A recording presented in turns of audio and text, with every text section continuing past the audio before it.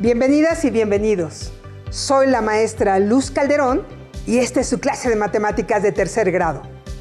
Es un gusto estar nuevamente con ustedes para desarrollar otro interesante tema. Seguimos trabajando, así como lo hemos hecho a lo largo de la semana, el aprendizaje esperado resuelve problemas que implican el uso del teorema de Pitágoras. Hoy haremos un recorrido a través del tiempo para conocer la historia del teorema de Pitágoras, la vida del famoso matemático griego y algunas justificaciones de su famoso teorema. ¡Comencemos! Para esta sesión necesitarán el siguiente material: hojas tamaño carta, lápiz, goma, tijeras, colores, regla, escuadra y pegamento, que emplearán para hacer algunas actividades después de que hayan visto la clase. Si tienen discapacidad visual, preparen hojas Leyer, punzón y regleta. Esta semana han aprendido que el teorema de Pitágoras establece lo siguiente: en cualquier triángulo rectángulo, el cuadrado de la hipotenusa es igual a la suma de los cuadrados de los catetos. Veamos el siguiente video. En un triángulo rectángulo como el de esta figura, con un cateto de longitud A, otro cateto de longitud B y la hipotenusa de longitud C, se cumple que A al cuadrado más B al cuadrado es igual a C al cuadrado. Pero comencemos aprendiendo un poco de la vida de la persona cuyo nombre ahora conocen por su famoso teorema. Me refiero, por supuesto, al gran matemático griego llamado Pitágoras. Pitágoras nació en el año 570 antes de nuestra era, en la isla griega de Samos, en el este del mar Egeo. Desde muy joven se apasiona por el maravilloso mundo de los números. Así fundó en Crotona, Italia, una escuela dedicada al estudio de las matemáticas, la cual tuvo, por cierto, muchos seguidores y que fue conocida con el nombre de Escuela Pitagórica. En la Escuela Pitagórica, los conceptos de número, triángulos y la idea abstracta de prueba era lo más importante. Sin embargo, también se estudiaba astronomía, filosofía y ciencias naturales. A los miembros de esta comunidad tan especial se les dio el nombre de pitagóricos. Uno de los maestros más importantes en la educación de Pitágoras fue Tales de Mileto. ¿Se acuerdan de él? En una sesión anterior platicamos de cómo Tales de Mileto pudo medir la altura de una de las pirámides de Egipto, utilizando la semejanza de triángulos y la sombra proyectada por la pirámide. Bueno, pues fue el mismo Tales quien introdujo a Pitágoras a las ideas matemáticas y a la astronomía. Pitágoras, al igual que Tales, viajó por Egipto y Mesopotamia. El concepto del teorema de Pitágoras fue utilizado por los babilonios, egipcios y chinos, muchos siglos antes de que el propio Pitágoras naciera.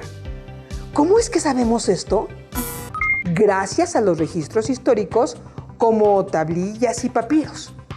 Por ejemplo, la forma del teorema de Pitágoras apareció en la antigua civilización egipcia, 2000 años antes de nuestra era.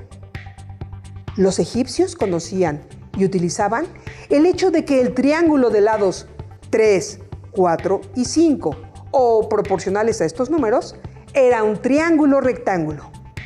A este triángulo lo llamaban triángulo de Isis y lo utilizaban en herramientas de trabajo. El triángulo de Isis era una cuerda con 12 segmentos iguales divididos por nudos atados que formaban un triángulo rectángulo con lados de longitud de 3, 4 y 5 y que utilizaban como escuadra para trazar líneas perpendiculares. Sí, los egipcios y al parecer también los chinos y los babilonios conocían el concepto mucho antes que Pitágoras.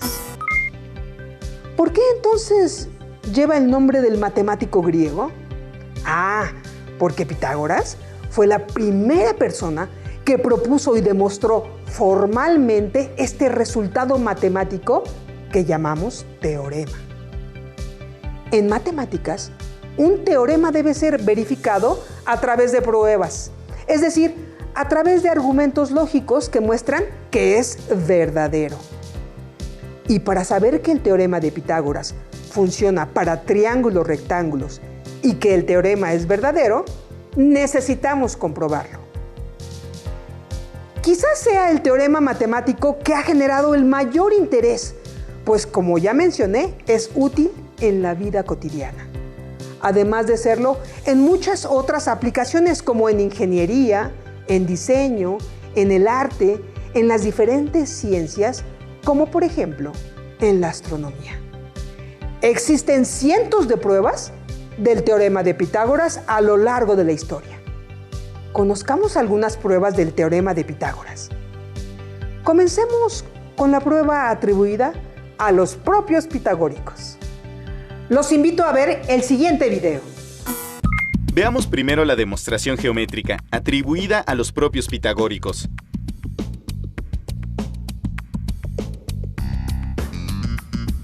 Observa bien la siguiente imagen. El lado del cuadrado coincide con la hipotenusa de longitud C de un triángulo rectángulo, con catetos de longitud A y B, respectivamente. El área del cuadrado es C al cuadrado. Pon atención en las áreas que se forman ahora. ¿Te diste cuenta qué ocurrió? ¿Qué dimensiones tienen los cuadrados que se formaron ahora?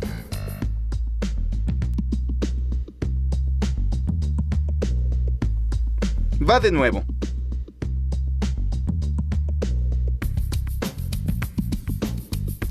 El cuadrado original se separó en dos cuadrados, con área A al cuadrado y B al cuadrado, respectivamente. Entonces, C al cuadrado es igual a al cuadrado más B al cuadrado. ¿Cambiaron las áreas de los triángulos al ordenarlos de una manera diferente? ¿Cambió el área total de la figura? Podemos concluir entonces que el área del cuadrado inclinado es igual a la suma de los cuadrados pequeños. Conozcamos ahora la prueba del teorema de Pitágoras por el matemático y astrónomo indio Bhaskara II, quien nació en el año 1114 de nuestra era. Prueba de Bhaskara, India, siglo XII. Empezamos con un triángulo rectángulo y tenemos los lados A, B y C y nuestro ángulo recto.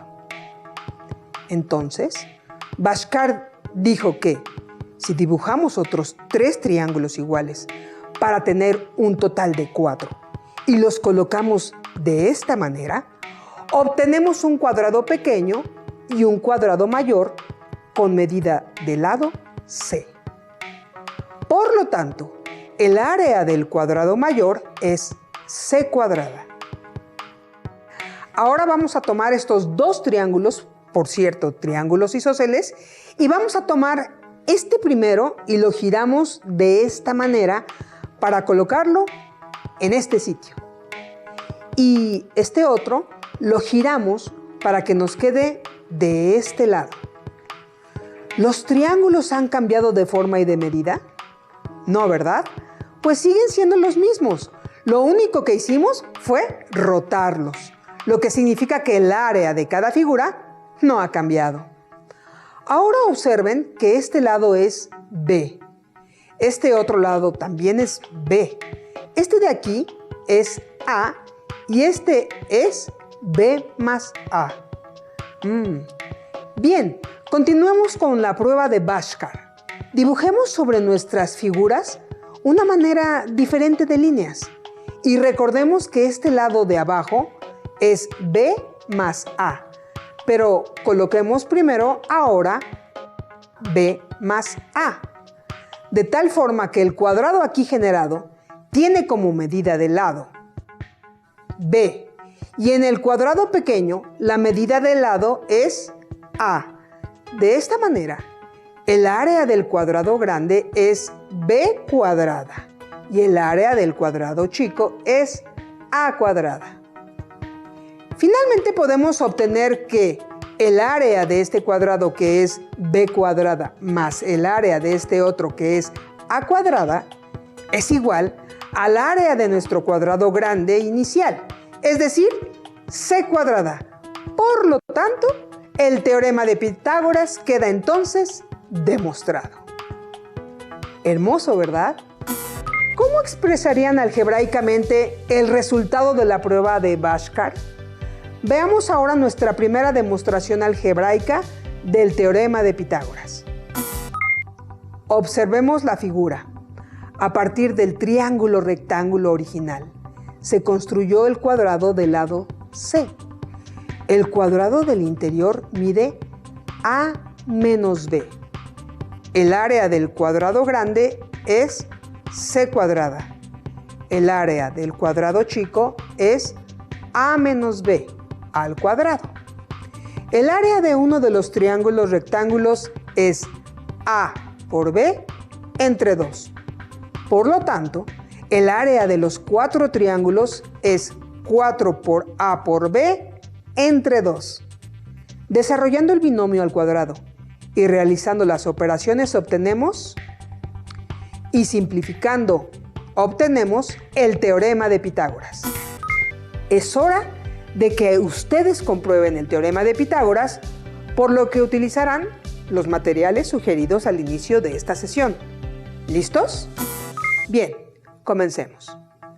Dibujen en una de sus hojas, con la ayuda de su regla y escuadra, un triángulo rectángulo de lados A, B y C, en donde C sea el lado más largo, es decir, la hipotenusa, A el lado menor y B el lado restante.